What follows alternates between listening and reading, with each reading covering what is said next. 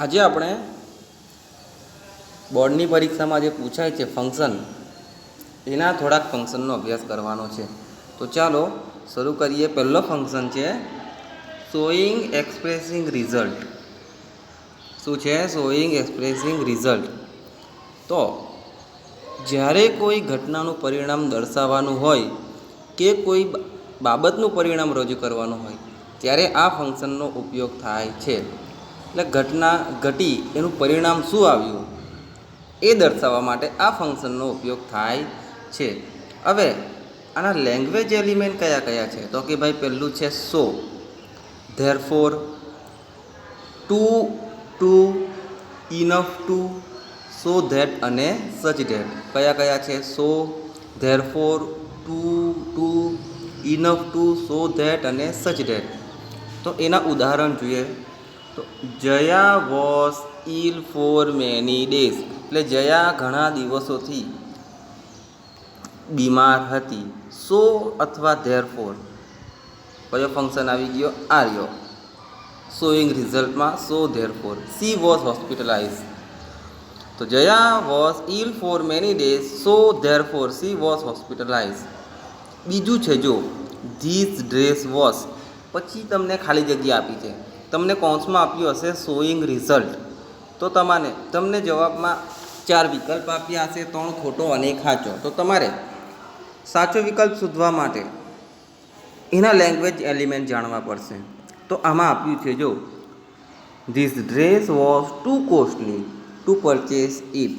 આ ડ્રેસ ખૂબ જ કિંમતમાં કેવો છે? મોંઘો છે. શા માટે? ખરીદવા માટે. અને બીજું છે this dress was so costly that it would not purchase it. એના પછી ચોથું ઉદાહરણ જુઓ. ધીસ ક્વેશ્ચન પેપર, પછી બ્લેન્ક, કૌંસમાં આપ્યું છે શોઈંગ રિઝલ્ટ, તો આન્સર આવશે this question paper is too hard to solve it. અને બીજી રીતના બને તો this question paper is so hard that it can not solve it.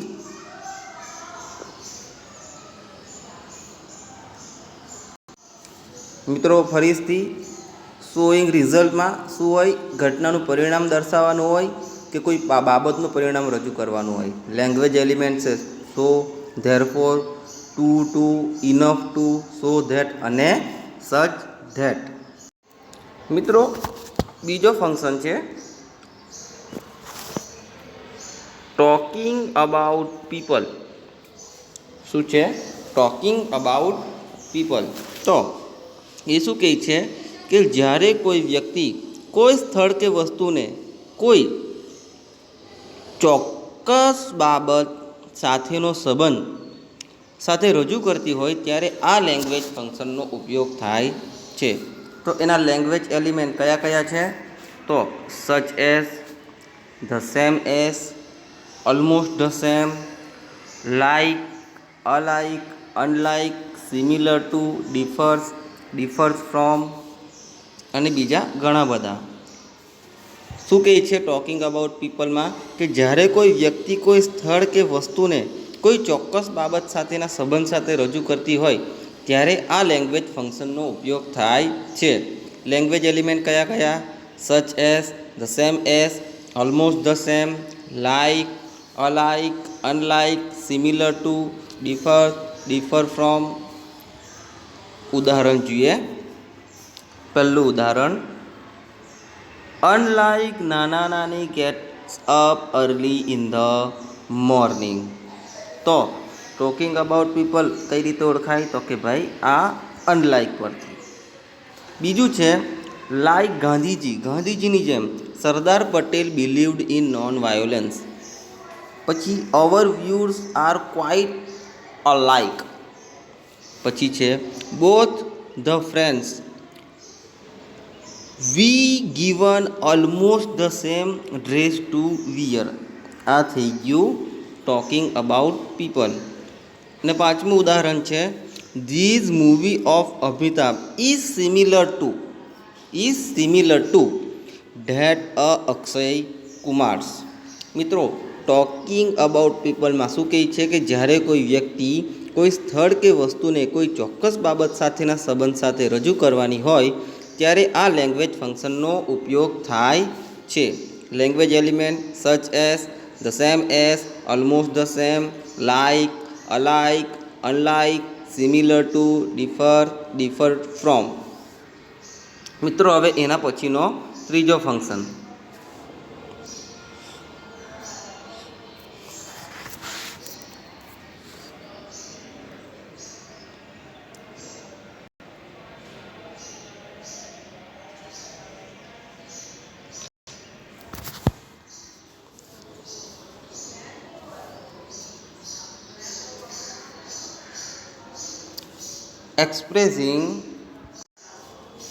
Expressing manner of action.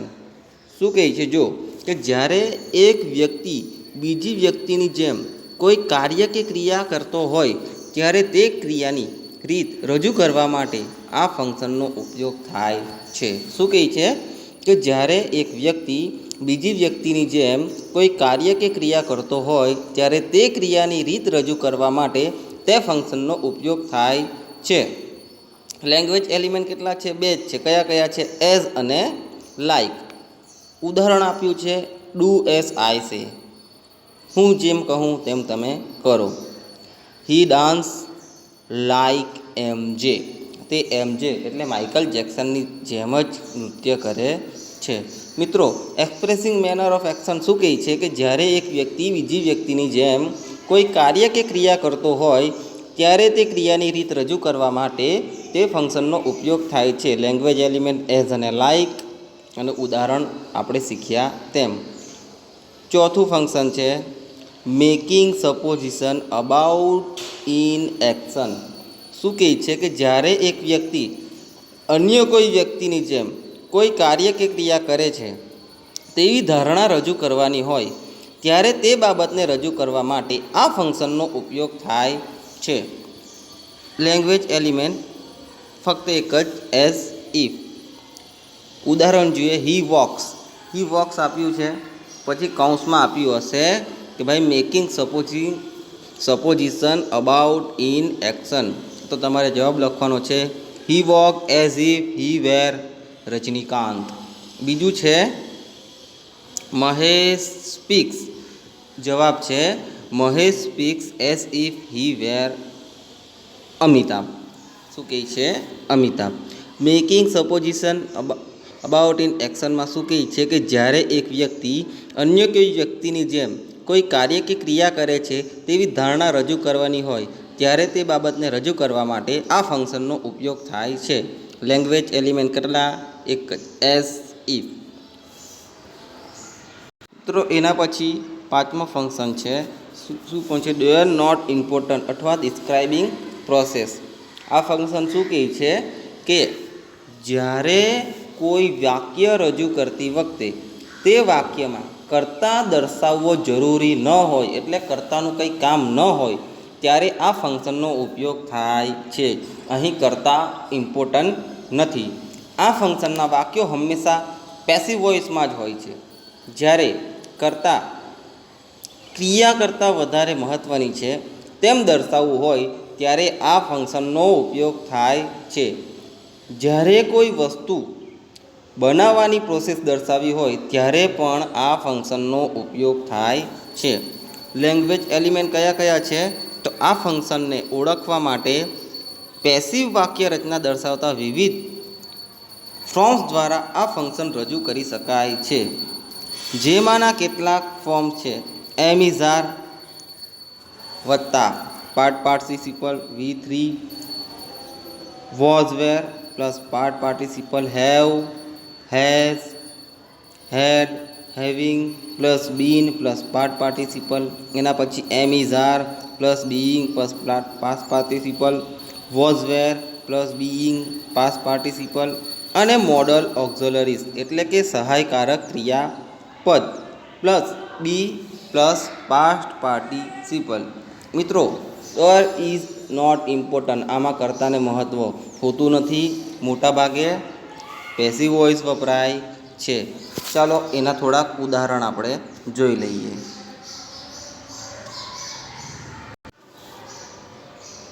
ઉદાહરણ શું કહે છે? પહેલું ધ મેચ. તો the match is won second time. એના પછી શું કહે છે? The match is won second time. એના પછી છે અર્જુન એવોર્ડ. તો Arjun award was given to last year. અને ત્રીજું છે 2 સ્પૂન સુગર. તો 2 spoon sugar added in water and make a juice. Juice બનાવવાની ક્રિયા ત્રીજા ઉદાહરણમાં દર્શાવવામાં આવી છે. મિત્રો એના પછીના ફંક્શન છે કન્ડિશન ઇન પાસ્ટ. તો આમાં શું કહે છે કે જ્યારે આપણે વર્તમાનકાળને તેમજ ભવિષ્યકાળને અનુલક્ષીને કોઈ કન્ડિશન દર્શાવતા હોય ત્યારે એક્સપ્રેસિંગ કન્ડિશનનો ઉપયોગ થાય છે. જ્યારે ભૂતકાળમાં ઘટના બની હોય અને તે બાબતને અનુલક્ષીને કોઈ કન્ડિશન દર્શાવતા હોઈએ ત્યારે એક્સપ્રેસિંગ કન્ડિશન ઇન પાસ્ટનો ઉપયોગ થાય છે. લેંગ્વેજ એલિમેન્ટ કયા કયા છે? ઇફ. કયા કયા છે? If, unless, if, unless, and. આટલા લેંગ્વેજ એલિમેન્ટ. મિત્રો અહીં આપણને એનું સ્ટ્રક્ચર પણ આપી દીધું છે. સ્ટ્રક્ચર છે ઇફ વત્તા સબ્જેક્ટ પ્લસ V1 S કે ES વાળું. બરાબર? કયું છે? ઇફ વત્તા સબ્જેક્ટ વત્તા V1 S કે ES વાળું. મિત્રો આપણે બીજું સ્ટ્રક્ચર જોઈએ તો if plus subject plus had plus V3 oblique V2. એના પછી છે subject plus would plus V3. Example જોઈએ તો if you come. If you come I will save you. બીજું છે if you had called us we could help you. ત્રીજું છે come on time or leave a job. એના પછી છે unless you help me I will tell a boss. સાતમો function છે comparing people, place, thing in relation two something. તો શું કહે છે કે જ્યારે કોઈ વ્યક્તિઓ સ્થળ બાબતની તુલના અન્ય વ્યક્તિ કે વ્યક્તિઓ સ્થળ બાબત સાથે કરવાની હોય ત્યારે આ ફંક્શનનો ઉપયોગ થાય છે. લેંગ્વેજ એલિમેન્ટ જોજો આમાં. લેંગ્વેજ એલિમેન્ટ છે SS, so S, one of the East અને વેરી ફ્યુ. હજુ પણ બીજા થોડાક છે. કયા કયા હશે? નો, અધર, સો, એસ અને બીજા ઘણા બધા. તો ચાલો મિત્રો એના થોડાક આપણે ઉદાહરણ પણ જોઈ લઈએ. ઉદાહરણ છે કે Narmada is one of the longest river of Gujarat. બીજું છે very few river of Gujarat is as long as Narmada. ત્રીજું છે Sanjana is as tall as Kiran. હવે મિત્રો આઠમો ફંક્શન જોઈએ આપણે. આઠમો ફંક્શન છે શોઈંગ એક્સપ્રેસિંગ કોન્ટ્રાસ્ટ, મતલબ વિરોધાભાસ. એટલે જ્યારે બે વિરોધી બાબતને એક વિધાનમાં રજૂ કરવી હોય ત્યારે આ ફંક્શનનો ઉપયોગ થાય છે. મતલબ કે વિરોધાભાસ. લેંગ્વેજ એલિમેન્ટ છે but, yet, still, though, although, even if, however, as, in spite of અને ડિસ્પાઇટ ઓફ. આ જેટલા પણ લેંગ્વેજ એલિમેન્ટ છે તેને અહીંયા મૂકી બટ આવશે, યેટ આવશે, સ્ટીલ આવશે અને બીજા ઘણા બધા લેંગ્વેજ એલિમેન્ટ આવશે. તો ચાલો આપણે એના ત્રણેક ઉદાહરણ જોઈ લઈએ. ઉદાહરણ શું કહે છે? Though she had fever she want to office. Though she had fever she went to office. બીજું છે he was thief but yet still he was honest. In spite of કે despite of his illness she give the exam. શું કહે છે? She give the exam. એના પછી 9મું function શું કહે છે? ઓફરિંગ સજેશન કે એડવાઇસ. આ ફંક્શનમાં જ્યારે કોઈ વ્યક્તિ કે વ્યક્તિઓને કોઈ બાબતની સલાહ કે સૂચન કરવું હોય ત્યારે આ ફંક્શનનો ઉપયોગ થાય છે. શું થાય છે? આપણે સજેશન અને એડવાઇસ એટલે સલાહ, કોઈને સલાહ આપવા માટે આ ફંક્શનનો ઉપયોગ કરી શકાય છે. લેંગ્વેજ એલિમેન્ટ કયા કયા છે? તો કે ભાઈ શુડ છે, ઓટ ટુ, હેડ બેટર. સામાન્ય સૂચન માટે શુડ, સ્ટ્રોંગર સજેશન એડવાઇસ માટે ઓટ ટુ અને સ્ટ્રોંગેસ્ટ સજેશન એડવાઇસ માટે હેડ બેટરનો ઉપયોગ થાય છે. શાનો ઉપયોગ થાય છે? હેડ બેટરનો. ઉદાહરણ જોઈએ તો he should read more, get good result. બીજું છે Vinod fail in last exam, he had better to work hard. અને ત્રીજું છે Amit is weak in his study, અલ્પવિરામ, he ought to good more. શું કહે છે? He ought to good more. Function number 10 expressing alternative choice. શું કહે છે કે જ્યારે વ્યક્તિ તેને દર્શાવેલી બેમાંથી એક અથવા બેમાંથી એક પણ ન હોય તેવી પસંદગીની રજૂઆત કરવા માગતા હોય ત્યારે આ ફંક્શનનો ઉપયોગ થાય છે. ઓળખવાના શબ્દો બે જ છે, આઈધર ઓર અને નાઈધર નોર. ઉદાહરણ તરીકે either Mansi or Swati will get first rank. અને બીજું છે it is neither costly nor cheap. 11મો ફંક્શન છે expressing habitual in the past, talking about distance past. શું કહે છે કે જ્યારે કોઈ વ્યક્તિ તેની ભૂતકાળની રોજની ક્રિયા કે ટેવ રૂપે થતી ક્રિયા દર્શાવવા માગતી હોય ત્યારે આ ફંક્શનનો ઉપયોગ થાય છે. ભૂતકાળમાં બનતી વારંવારની ઘટનાને રજૂ કરવા માટે આ ફંક્શનનો ઉપયોગ થાય છે. લેંગ્વેજ એલિમેન્ટ્સમાં છે યુઝડ ટુ. એકદમ સિમ્પલ છે. શું છે? Used two.